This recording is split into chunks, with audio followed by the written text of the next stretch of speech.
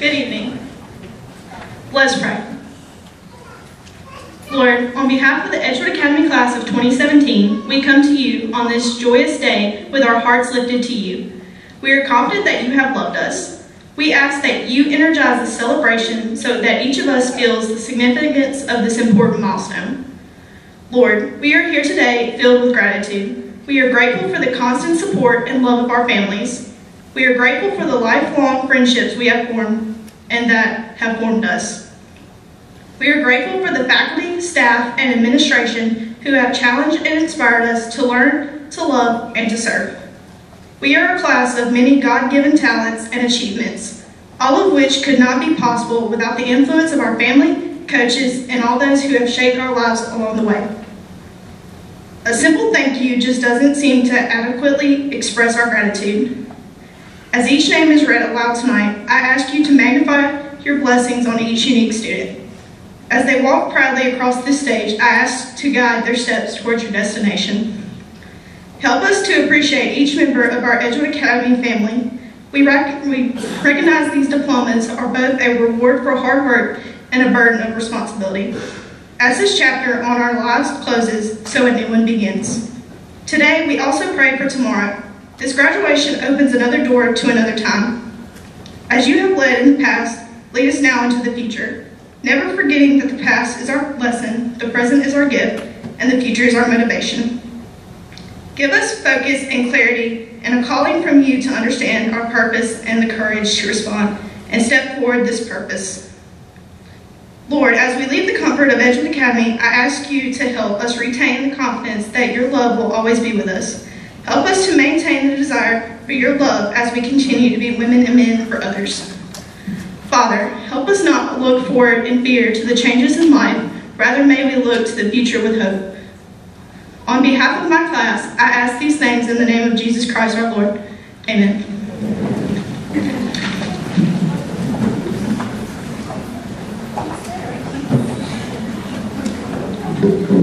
You may be seated.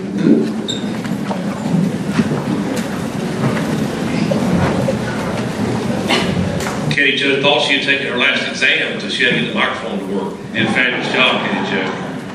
On behalf of the Board of Trustees, the faculty and staff of Edgewood Academy, I'd like to welcome everyone to the 2017 Edgewood Academy graduation.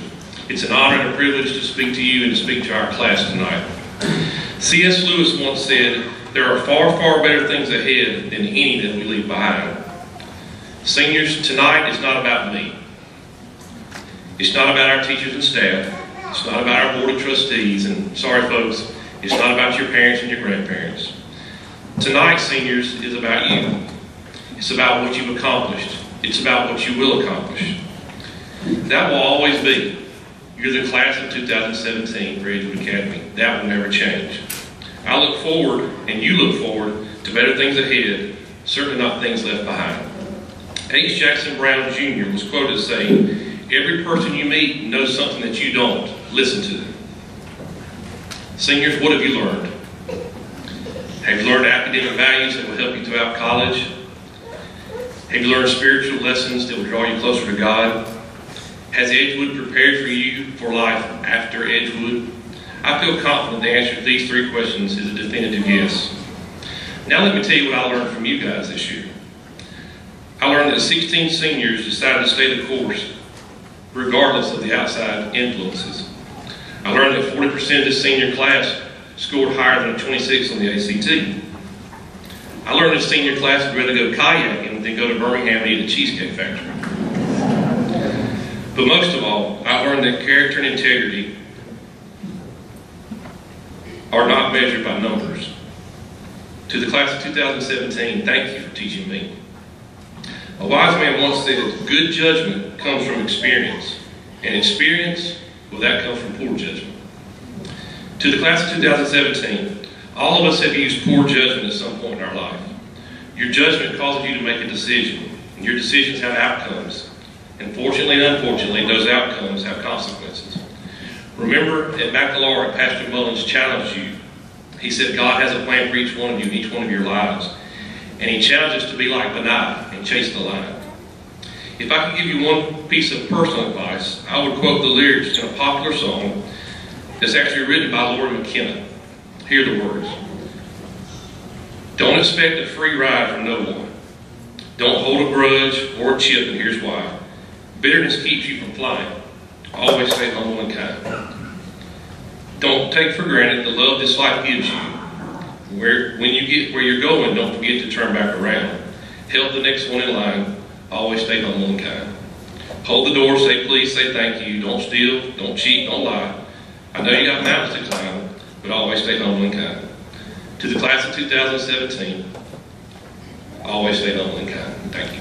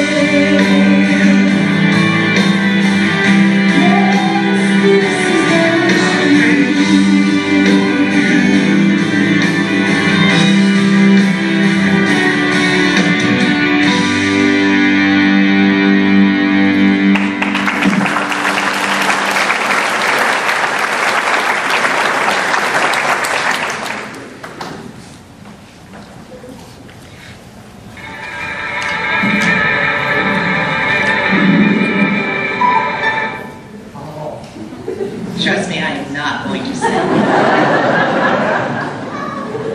It is my pleasure at this time time to introduce the salutatorian for the class of 2017.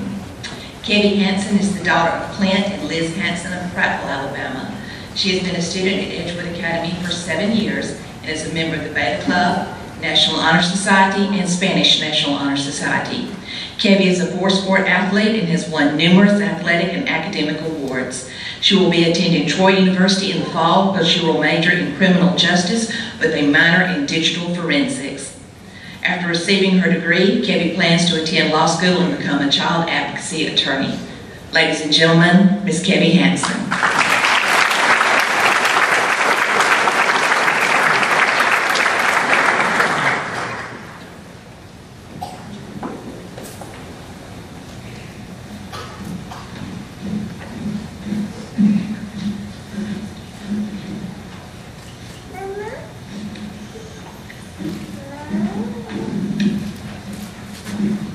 Wow, I've heard that song so many times, it never made me cry like it did this time.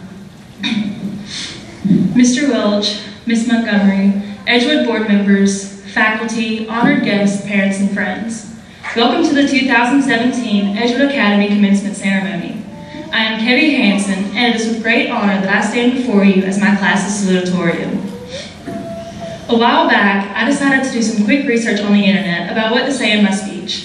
I couldn't decide if it should be funny, insightful, or full of stories about my classmates. But after reading some very weird and unusual ideas, I realized that what I had to say about my class had nothing to do with the internet.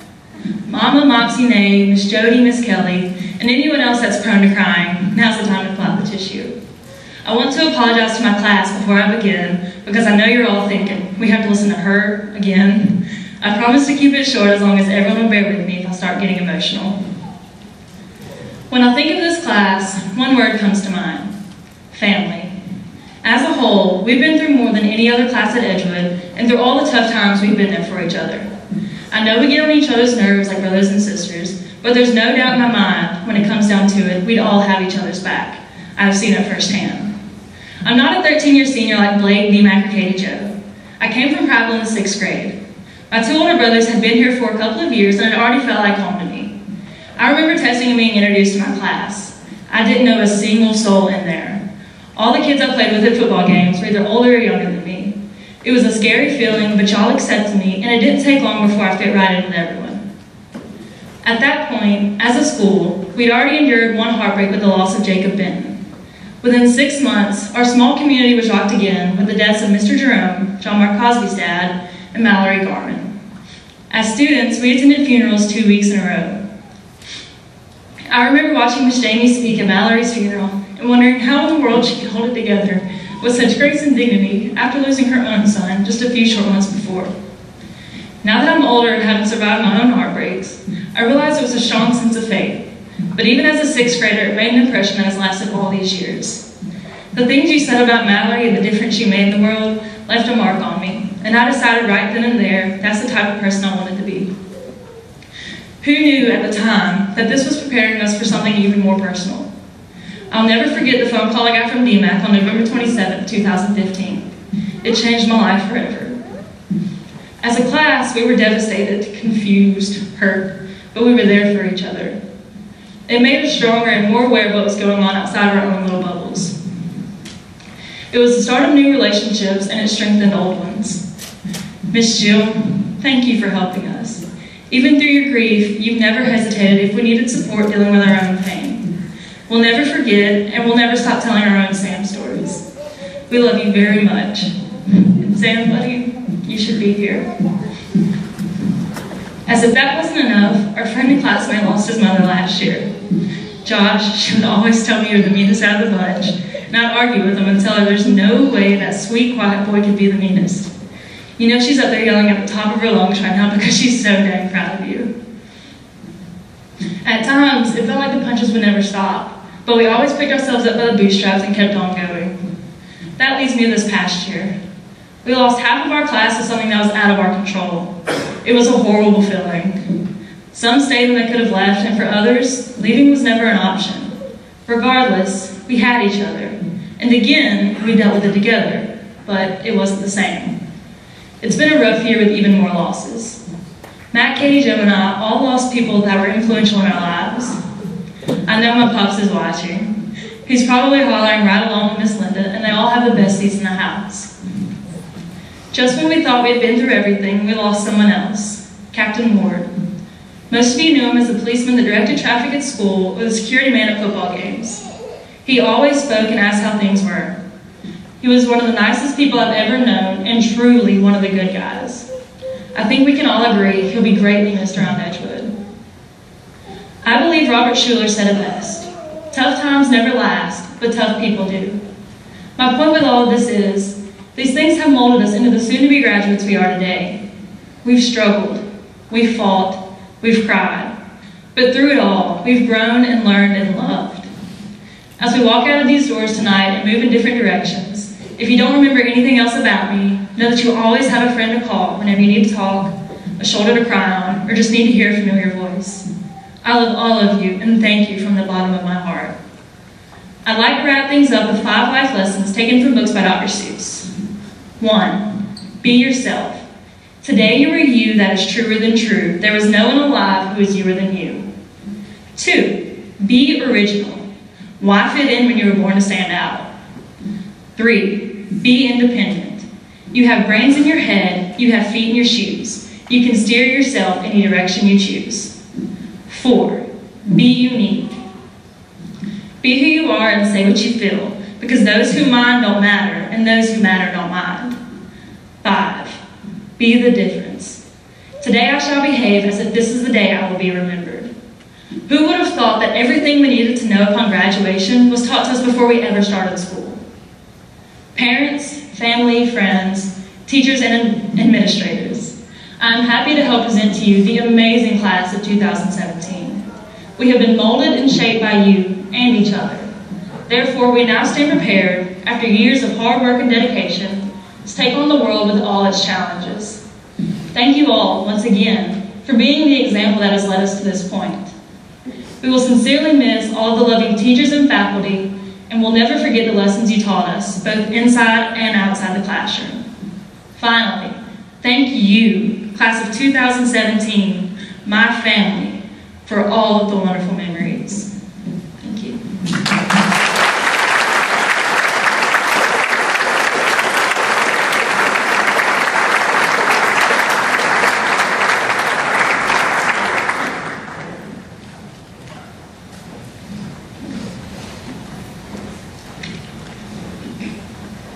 Thank you, Kevin.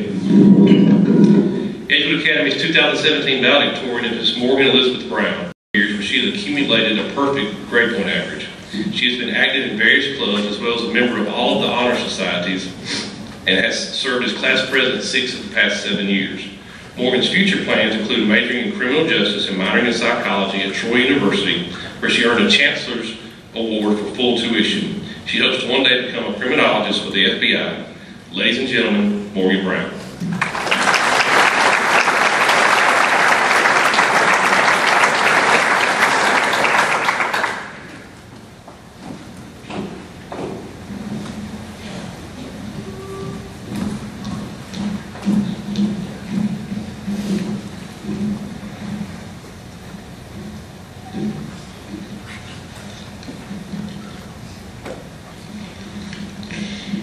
Good evening.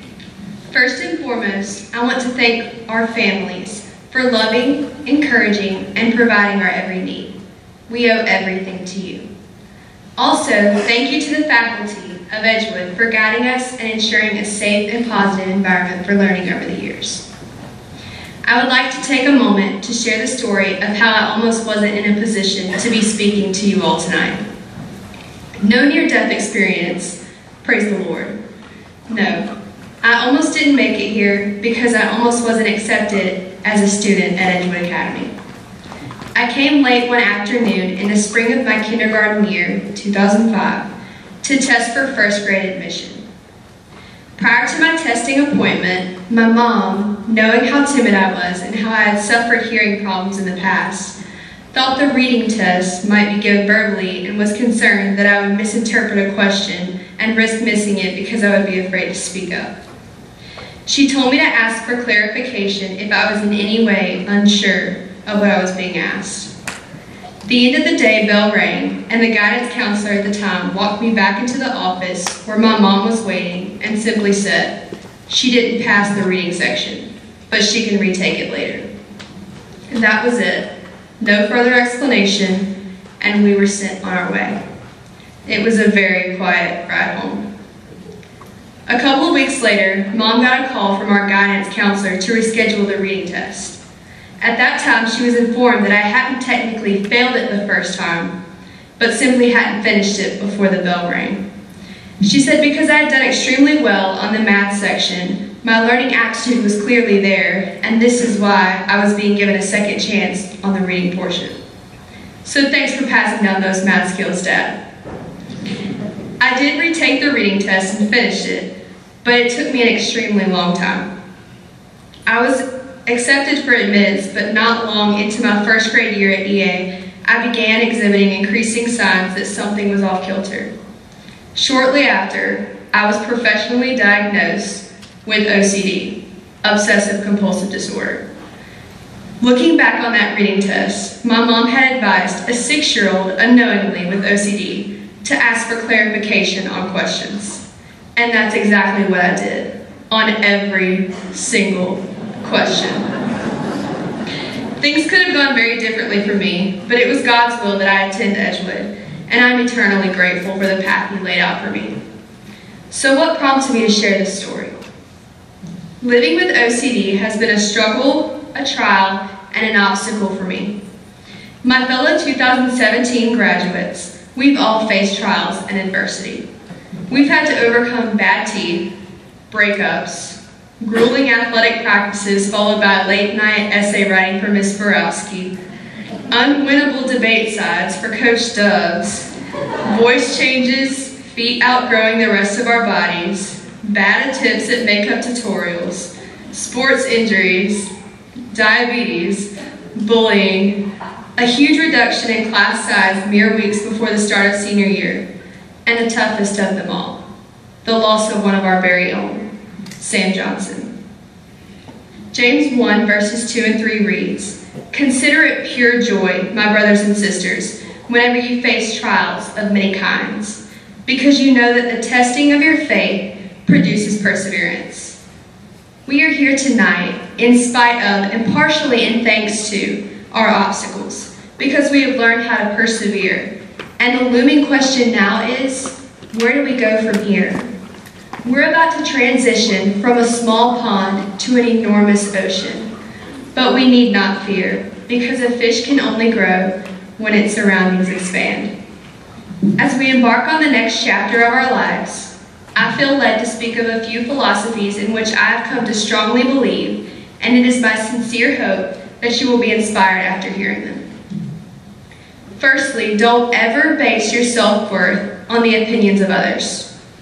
Most of these things are subjective on the part of the individual making the assessment. You could possibly have a college professor who simply doesn't care for your writing style, but keep writing.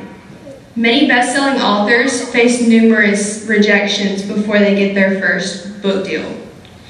You may have a coach who overlooks your potential, but keep practicing anyways. Many professional baseball players wait years to get pulled up into the majors. Or you may have a future boss who misses the extra effort you put into your job every day. Go the extra mile anyways. I may only be 18 years old, but I've never known anyone to go to bed at night regretting that he or she gave his or her all that day. Don't leave 1 ounce of potential in your tank. Expend it all. Persevere. Secondly, in relation to expending all of your potential, it has often been said that hard work pays off. But hard work doesn't always necessarily pay off, at least not by our humanly standard. We are a fallen creature, full of sin, and not everyone desires to see success in others, for varying motives and reasons. Do not be disheartened, however, because the one who created you for his purpose does want you to succeed. For I know the plans I have for you, declares the Lord. Plans to prosper you and not to harm you. Plans to give you a hope and a future, as Jeremiah 29:11 says. You, I, we all have the King of Kings on our sides. The reward will come, even if not in our preferred manner or time frame. Be encouraged, patient, and faithful. Persevere. Lastly, speak life and encourage others. Smile often. A smile is the most valuable gift you can give a person, yet it costs absolutely nothing. Be a leader, even if it is a quiet one who leads by example. After all, actions really do speak louder than words. One of my favorite quotes is by Irma Gombeck, who said, "Who we are is God's gift to us. Who we become is our gift to God." Use your gifts to the highest possible degree. Do all for His glory, and do so to please Him. Even when our best doesn't seem good enough, it is for Him. Set goals, portray good character, and never consider giving up. Persevere. In conclusion, there is a phenomenon known as the butterfly effect, which purports that when a butterfly flaps its wings, a series of events is set into motion, the concept that small causes can have large effects. Someone once told me in reference to Ecclesiastes 1:3 that we should not seek the favor of man, but of the one who makes all things beautiful in His time. While we might yet still be little caterpillars, when the one who makes all things beautiful in His time does indeed transform us into beautiful butterflies, let us be ready to flap our wings and cause major changes in the world. We can do it. We are determined. We have persevered until now and will continue to do so. Remember, we are Edgewood, now and forever. Thank you and God bless.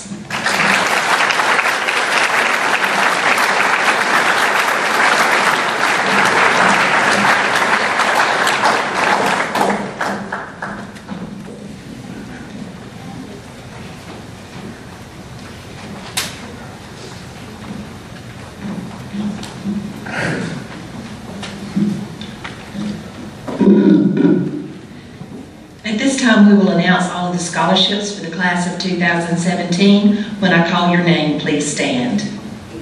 Anna Barnes. Auburn University of Montgomery, $16,000. Huntington College, $46,000. University of Alabama, $14,000. Troy University, $31,696. King's College, $48,000.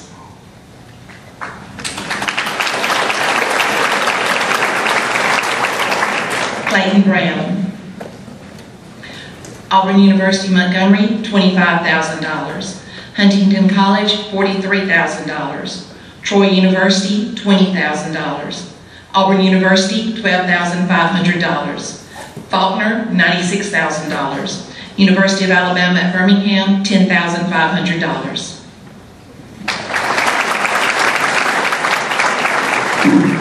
Morgan Brown. Chancellor Scholarship, Troy University, $38,528. Robert and Mildred Blunt Foundation, $1,000. University of Alabama, $20,936. Rotary Club of Wetumpka, $250. Kaylee Lynn. Auburn University Montgomery, $6,000. Huntington College, $54,000. Josh Green. Howard College, $7,752. Clarendon College, $5,750.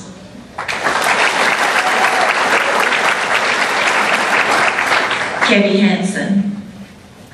Wetumpka Rotary Club, $1,000. John Sewell, $1,000. Troy University, $12,000. Girls State, $1,000. Robert and Mildred Blunt Foundation, $1,500. Faulkner University, $86,000. Coastal Alabama Community College, $8,760. Georgetown College, $68,000. Hollins University, $108,000. The College of Southwestern, $5,600.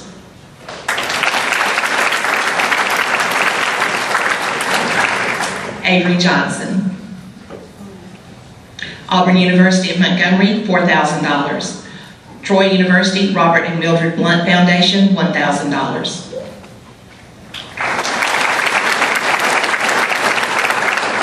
Katie Jolie. Wetumpka Rotary Club, $250. Distinguished Young Women, $250. John Sewell Scholarship, $1,000. Faulkner University, $86,320. Huntington College, $11,500. Spring Hill College, $112,000. University of West Alabama, $16,000. Auburn University Montgomery, $4,000. Martha Holly Nursing Scholarship, $2,000. Dalton McHenry. Auburn University Montgomery, $5,000. Colin Nunn. Auburn University Montgomery, $8,000. Faulkner University, $20,000. Blake Walters. University of West Alabama, $10,000. Auburn University Montgomery, $4,000. Huntington College, $54,000. Matt Waters. Troy University, $17,000. Robert Blunt Foundation, $1,000.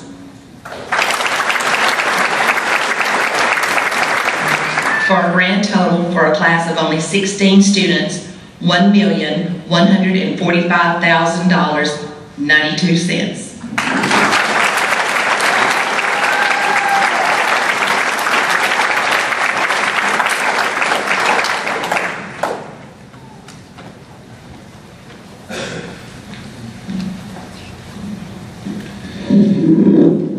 It's my pleasure to introduce to you tonight Reverend Brennan Peacock. Originally from Pensacola, Florida, Reverend Brennan Peacock served as the pastor. He currently serves as the pastor of First United Methodist Church here in Wetumpka. He received a bachelor's in history from the University of West Florida and a master's in divinity from Duke Divinity School. After graduating from seminary in 2006, Brennan was appointed to serve as the associate pastor at Ashland Pace United Methodist Church in Mobile, Alabama. He served there for 7 years until he was appointed to serve as the pastor of Providence United Methodist Church on the eastern shore of Mobile. He served Providence for a little over 2 years. Brennan was then appointed to come to Wetumpka and serve at First United Methodist Church. He will serve at Wetumpka through June of this year. In July, Brennan will begin serving as the pastor of First United Methodist Church in Atmore, Alabama. Brennan is married to Patty Peacock, the director of Elmore County Pantry. They have 2 awesome sons, Eli, a rising freshman in high school, and Adam, who is entering the 6th grade. Brennan enjoys reading and spending time with his family as they serve Christ together. They serve Christ in our church, in the community, and the world. Ladies and gentlemen, Reverend Brennan Peacock.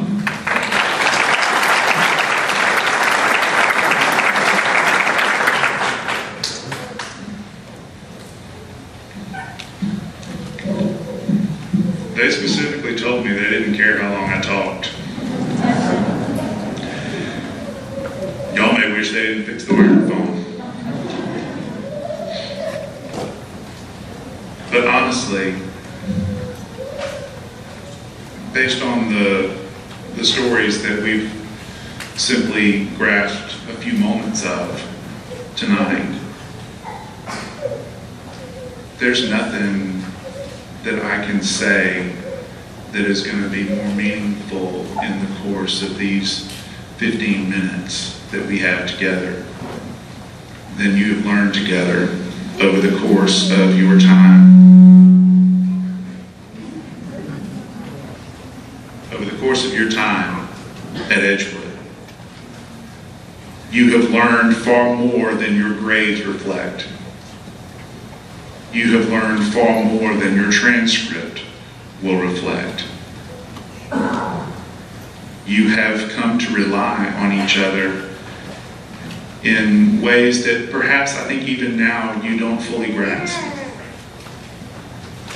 Often it's not until we move miles down the road that we can look back and see exactly how rugged the terrain has been and how challenging the journey has been. I'm very proud to be here tonight with you. Your journey together inspires me. And that's kind of a weird place to be when you're asked to be the commencement speaker, because that's kind of my job, is to inspire y'all. But I feel certain that I will gain far more from this time spent with you than you will from me.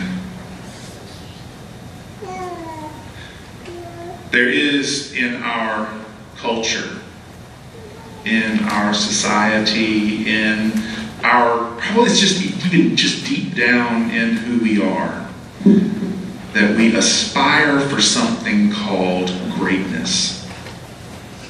And you've probably been taught that from an early age. I remember when I was in elementary school. I was in elementary school in the dark ages, and I remember specifically getting a paperback that had 100 on it. And, you know, when your teacher writes 100 on it, sometimes they'll make a little smiley face out of the zeros, you know. But my teacher had also put a sticker on my piece of paper. And it was a bunch of grapes. And it said, "Great job."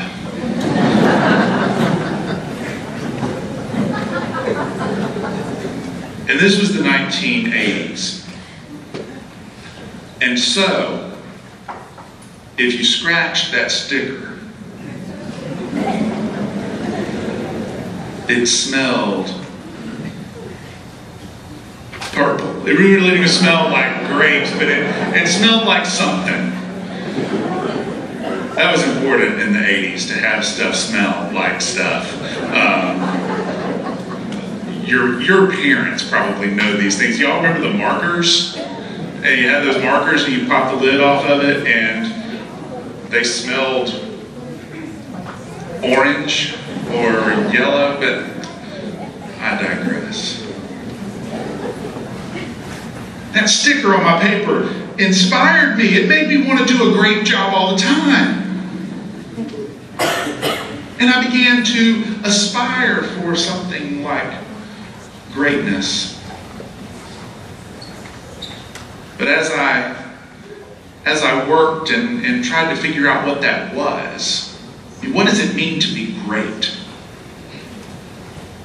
Maybe it means that everybody looks at you when times get hard, when times get difficult. You look for the great person to make the right decision, right? Or maybe it's somebody who's done something that you could never do. I always wanted to be an astronaut, and if I couldn't be an astronaut, I would settle for Blue Angel. I felt like those were great people. We sat in my classroom in January 1986 when the Challenger went up and exploded on liftoff. And we watched the names of these 7 who gave their lives for discovery. And we thought, what great people.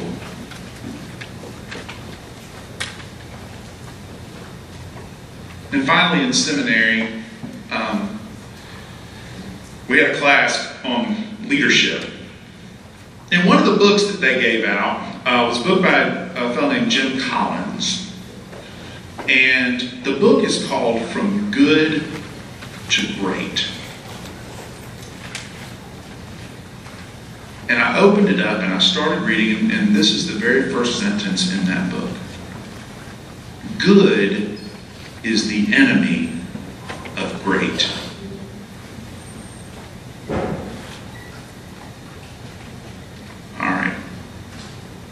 Here's the deal, y'all.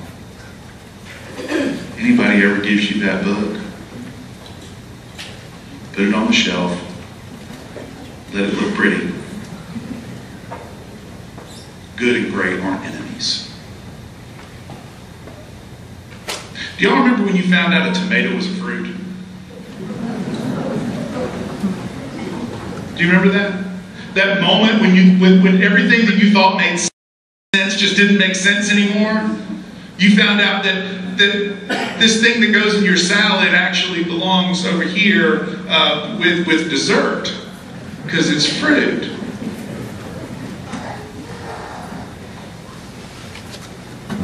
Tomato belongs in a different category than we thought it did.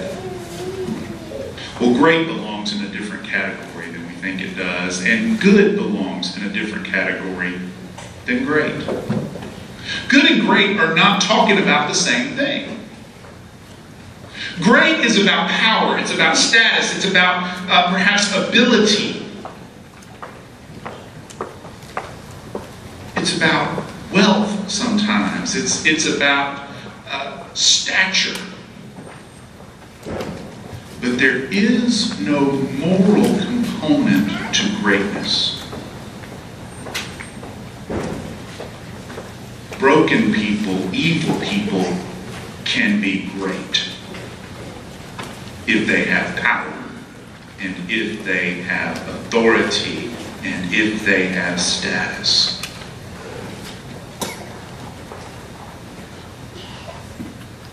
Good people can be great also, but it is a different kind of great entirely.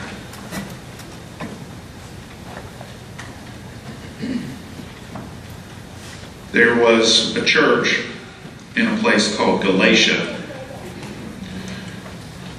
back in the first century. This is back when churches used to argue and get angry with each other.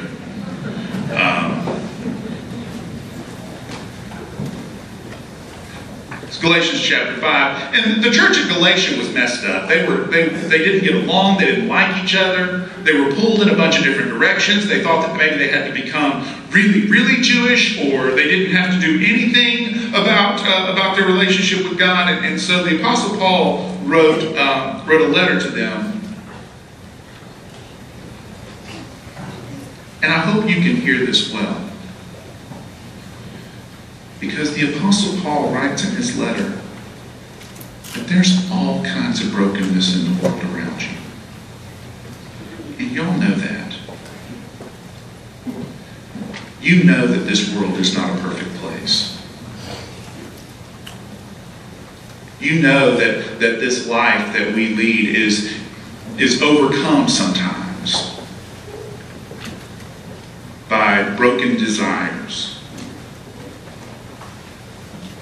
But Paul writes this for the church in Galatia. He says, the works of the flesh are obvious. They're fornication, impurity, licentiousness, idolatry, sorcery, enmity, strife, jealousy, anger, quarrels, dissensions, factions, envy, drunkenness, carousing, and things like these. I warned you before. Those who do these things will not inherit the kingdom of God. By contrast, the fruit of the Spirit is love, joy, peace, patience, kindness, generosity, faithfulness, gentleness, and self-control. There's no law against such things. If we live by the Spirit, let us also be guided by the Spirit.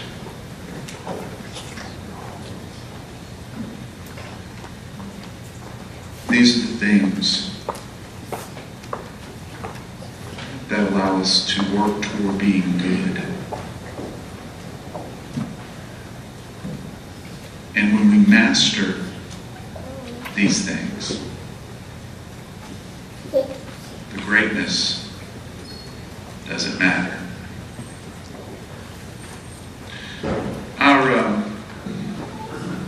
One of the great responsibilities I have is presiding over funerals.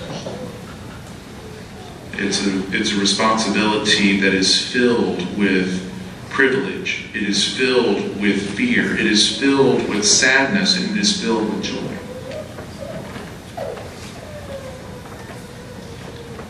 I have never experienced a funeral in which we talked about what kind of grades people got.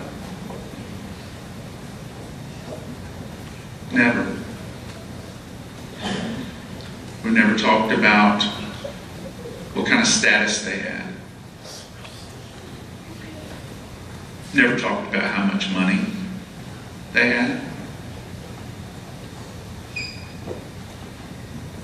I will tell you what we talk about when it at last comes to the end.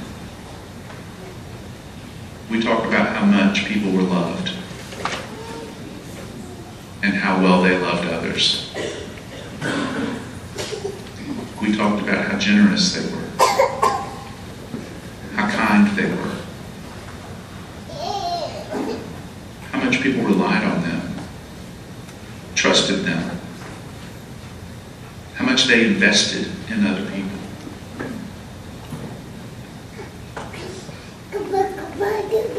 Now, if you're anything like me, in 28 years, when you are at a graduation somewhere down the line, you won't have the first memory of what I said to you tonight. And that's okay. You don't have to quote me. You don't have to remember the text that I quoted for you tonight. But if you take anything away from this evening, remember this: who you are matters. And not what you do as much as what moves you, what pushes you, what shapes you.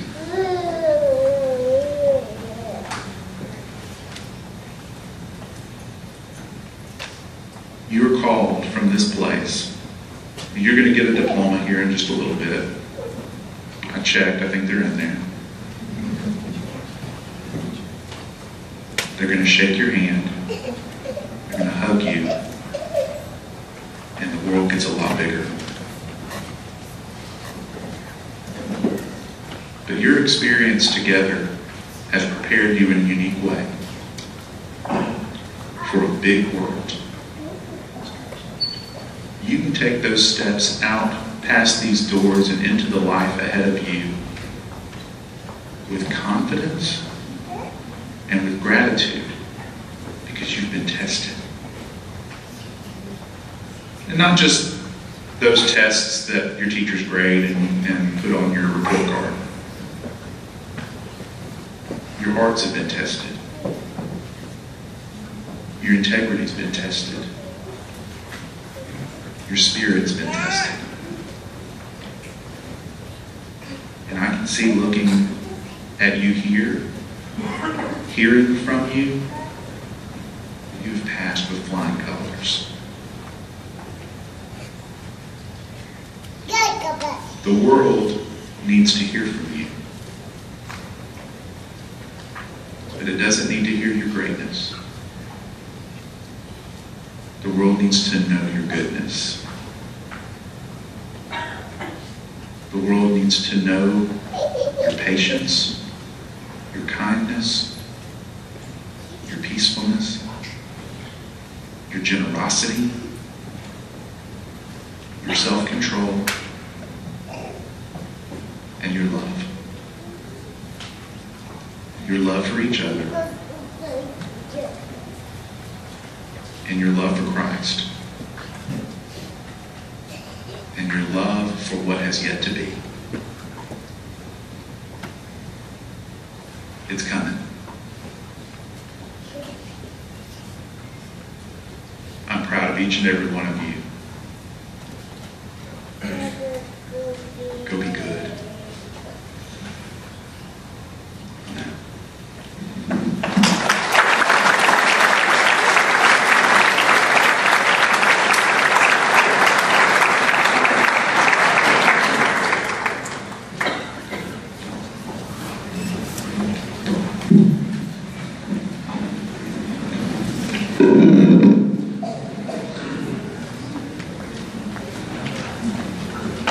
Seniors, please rise.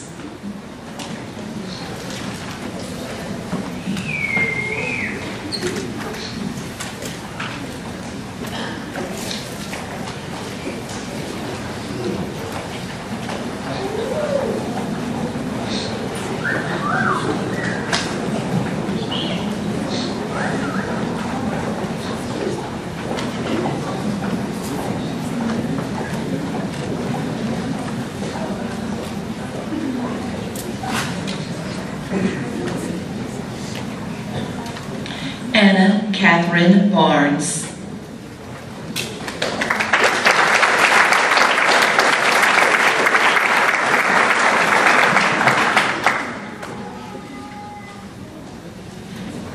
Clayton Michael Brown.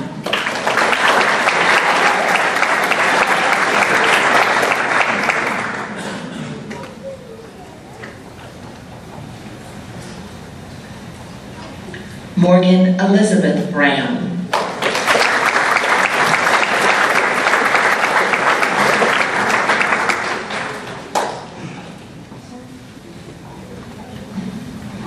Darby Renee Claxton.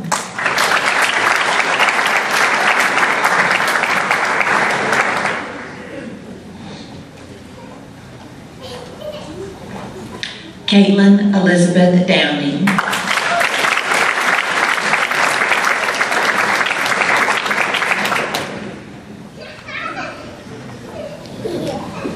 Kaylee Ann Glenn.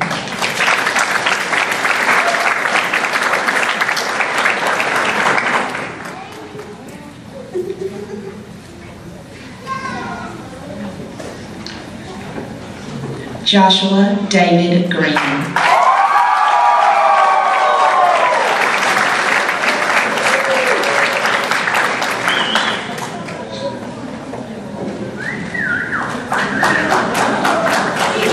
Kelsey Victoria Hanson.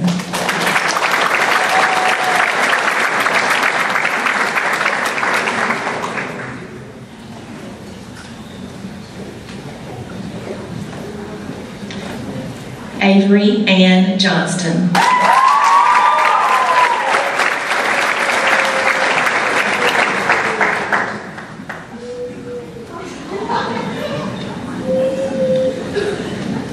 Katie Jo Lee.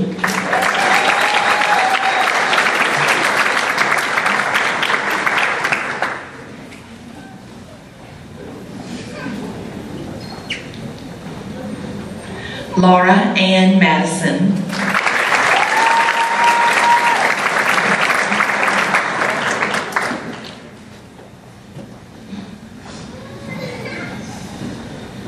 Mark Dalton McHenry.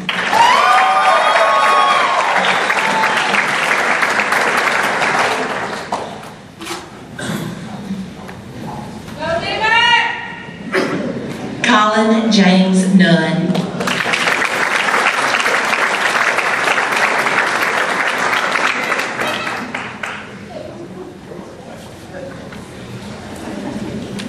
Shelby Lynn Smith.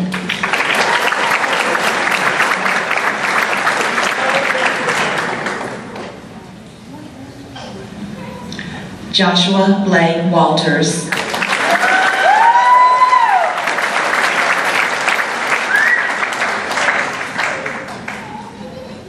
Matthew Jackson Waters.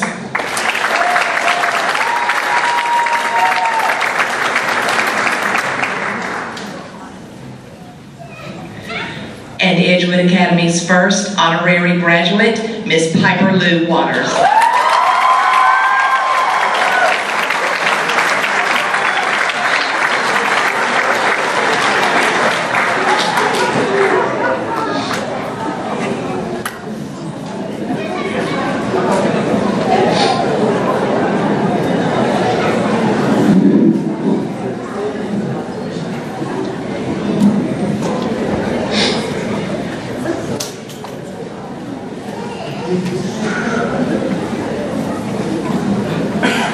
Mr. Mercer, as head of school at Edgewood Academy, I acknowledge that the senior class has completed all requirements as established by the Edgewood Academy Board of Trustees.